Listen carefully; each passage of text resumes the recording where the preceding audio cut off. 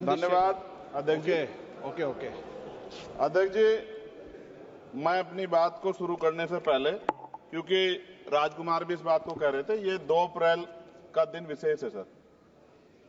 मैं जेल में था सहारनपुर, 2 अप्रैल 2018 को आंदोलन हुआ, 13 नौजवानों ने शहीदगी दी सर। मैं उनको नमन करता हूं सर। और आज फिर 2 अप्रैल है, एक और शहीदगी की तैयारी लग रही। तो मैं उन क्रांतिकारियों को भी आज याद करता हूं जिन्होंने, मुस्लिम क्रांतिकारी जिन्होंने देश की आजादी में योगदान दिया। सर, अंदाजे जमाना कहता है कि मौजे हवा रुख बदलेंगी, अंगारों से गुलशन फूटेगा, शबनम से सरारे निकलेंगी।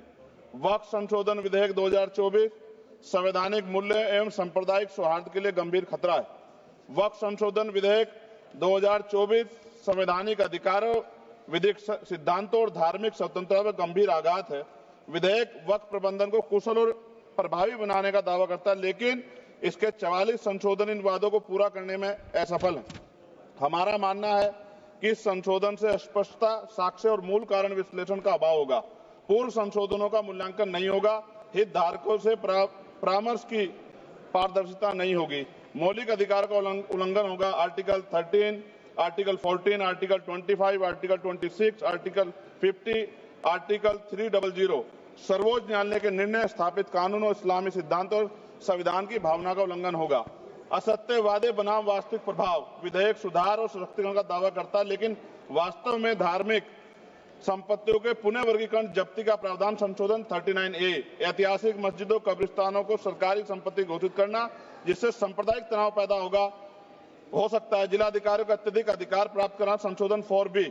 जिलाधिकारी सर सरकार के होते हैं, वो सरकार के हिसाब से काम होते हैं। यहाँ जितने एमपी बैठे हैं विपक्ष के, इनसे पूछ के देखो कि इनके जिले में क्या हाल है। इनका जिलाधिकारी सुनता नहीं सुनता, एमपी बैठे हैं, पूछ के देखो विपक्ष के, आपको पता लग जाएगा।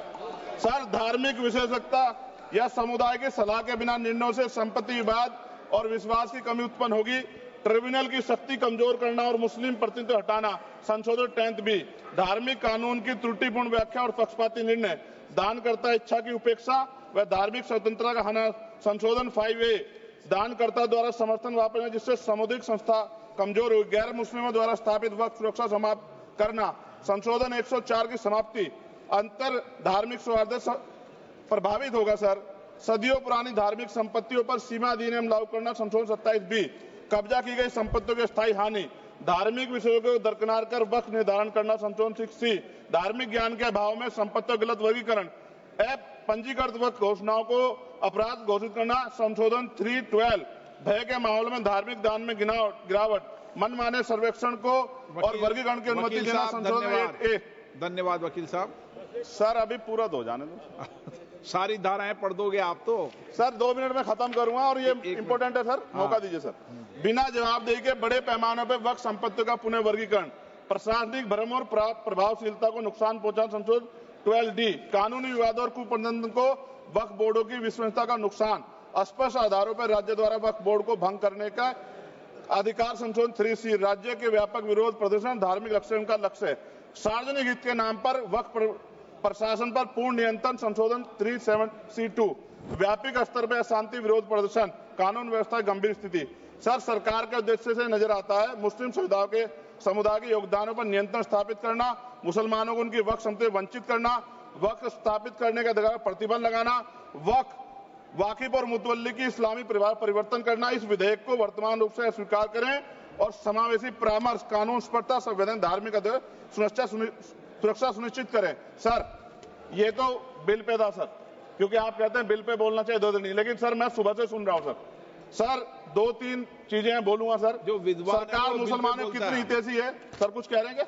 जो विद्वान होता है वो बिल पे बोलता है सर। बस खत्म कर रहा हूं। सरकार कितनी हितैषी है सर? केंद्रीय मंत्रिमंडल में एक भी मुस्लिम मंत्री नहीं है। सच तो यह है कि अभी ईद पे नमाज पढ़ने के लिए भी नए नियम बनाए गए, और जो नमाज पढ़ रहे थे उनके पीछे पुलिस कर्मचारी लाठी लेकर खड़ा था, मैंने खुद देखा सर।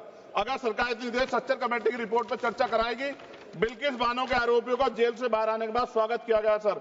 मुसलमानों की जमीन की बात है, SC/ST की जो जमीन है वो छीनी जा रही है सर। कानून से ऊपर उठकर मुसलमानों घरों पर बुलडोजर चलाए गए, सबने देखा। सुरक्षा की बात करते हैं, लिंचिंग की गई, मुसलमान मारे गए सर। कावड़ यात्रा में गरीबों के ठेलों पे सुप्रीम कोर्ट ने ऑर्डर किया कि नाम मत लिखवाओ, देश को मत तोड़ो। अंत में सर बात निकली है तो दूर तक जाएगी। पार्टी सरकार के नेता यात्रा निकाल के कहते हैं मुसलमानों को भगाओ, और कई एक मुस्लिम एमपी पिछली बार सर उनको क्या क्या शब्द निकले, कोई निंदा नहीं हुई सर, और उसका प्रमोशन हुआ। और कभी आपके नेता कहते हैं सरकार गोली मारो, और आप हिंदू राष्ट्र की बात करते हैं सर। मेरा यह कहना है सर, मैं इसका पुरजोर विरोध करता हूं और अपनी एक शायरी के साथ खत्म करूंगा। तो बहुत सुनी मैंने आज दोनों तरफ, जब तक ना बदले जालिम हुकूमत का मिजाज, एहतजाज एहतजाज एहतजाज, और ये तब तक रहेगा जब तक सर अपनी सरकार सोच नहीं होती। धन्यवाद सर।